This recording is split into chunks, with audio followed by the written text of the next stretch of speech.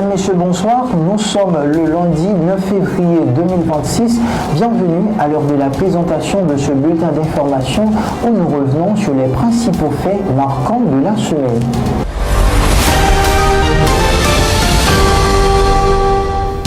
Le Conseil présidentiel de transition a officiellement quitté ses fonctions le samedi 7 février 2026, conformément à l'accord du 3 avril 2024 encadrant la transition en Haïti. Ce dispositif confie la gestion de l'exécutif au Conseil des ministres dirigé par le chef du gouvernement. Dans la foulée de cette transition, plusieurs membres sortants du CTP, dont Frinel Joseph et Emmanuel Vertiller, ont annoncé la fin de leur mission à travers des messages publiés sur le réseau social X. Prenant la parole lors de la cérémonie, Laurent Saint-Cyr a insisté sur les priorités de cette nouvelle phase politique, soulignant que la sécurité nationale et l'organisation d'élections crédibles doivent constituer les axes majeurs de l'action gouvernementale.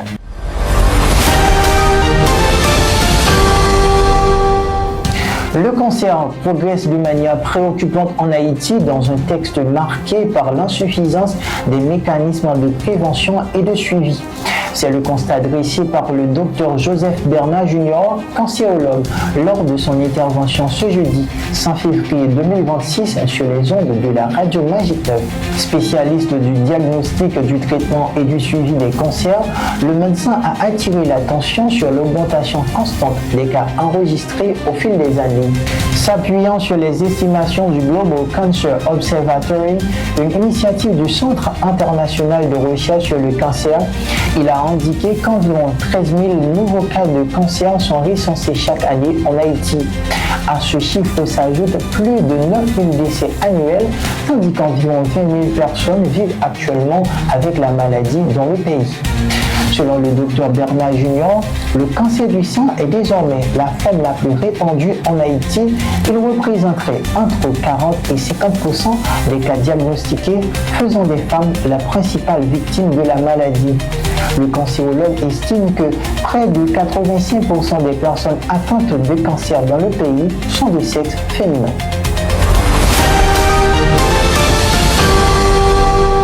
Le jeudi 5 février 2026, 135 Haïtiens ont été expulsés des États-Unis et rapatriés au Cap Haïtien quelques jours seulement après l'ordonnance de la juge Anna, censée empêcher toute fin immédiate du TPS à compter du 3 février 2026. L'information a été confirmée par le journal floridien Miami Herald. En effet, alors que la justice fédérale tente de freiner la déportation massive de milliers de migrants haïtiens par l'administration Trump, la réalité sur le terrain raconte une toute autre histoire. Malgré cette ordonnance judiciaire bloquant la fin du statut de protection temporaire des Haïtiens, les expulsions se poursuivent, alimentant la confusion et l'angoisse au sein de la communauté haïtienne aux États-Unis.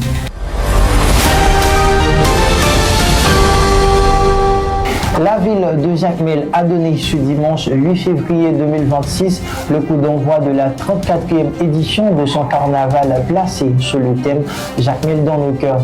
Cette édition rend un hommage particulier à l'écrivain haïtien René Despetres à l'occasion de son centenaire. La cérémonie officielle s'est déroulée à la mairie de Jacmel sur la place de Toussaint Louverture en présence des autorités locales, de figures du monde culturel, des membres du comité organisateur et de la presse. À l'issue de la cérémonie d'ouverture, les festivités carnavalesques se sont poursuivies sur l'avenue Barranquilla, principal axe du défilé. Groupes musicaux, troupes de danse et de mascarades traditionnelles ont animé les rues sous les applaudissements de public nombreux et enthousiastes, composés de résidents et de visiteurs venus célébrer cet événement culturel majeur. Par ailleurs, la direction départementale de la police nationale d'Haïti du Sud-Est a profité de l'événement pour présenter au public les nouveaux agents issus de la 35e promotion récemment déployée dans les départements dans le cadre du renforcement du dispositif sécuritaire.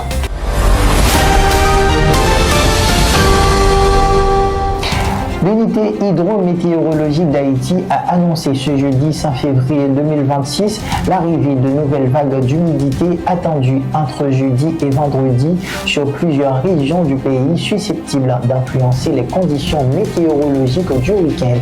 Selon les informations publiées par l'UHM sur sa page Facebook officielle, l'atmosphère deviendra progressivement plus humide, notamment dans le Grand Sud, incluant la Grande Anse et le Sud-Est. Cette masse d'humidité devrait ensuite s'étendre en fin de journée ou en soirée vers le nord-ouest, le nord et le Haut-Artibonite. Dans l'aire métropolitaine de Port-au-Prince, le temps restera globalement ensoleillé durant la journée avec quelques passages nuageux attendus en soirée.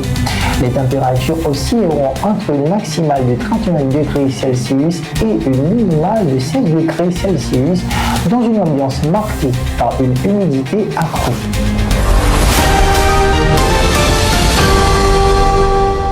La police nationale d'Haïti a procédé le dimanche 8 février 2026 à la rentrée officielle en formation des aspirants policiers de la 36e promotion à l'école nationale de police située sur la route des Frères dans la commune de Pétionville.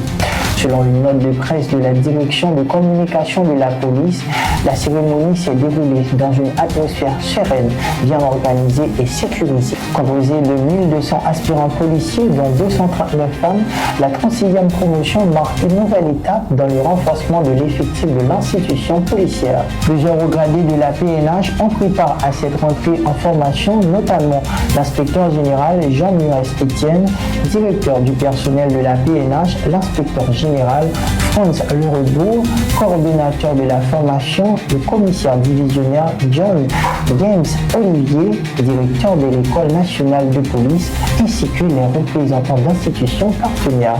C'est ainsi que s'achève notre journal. D'ici là, prenez soin de vous. Rendez-vous pour un nouvel épisode sur cette même plateforme. Au revoir et à bientôt.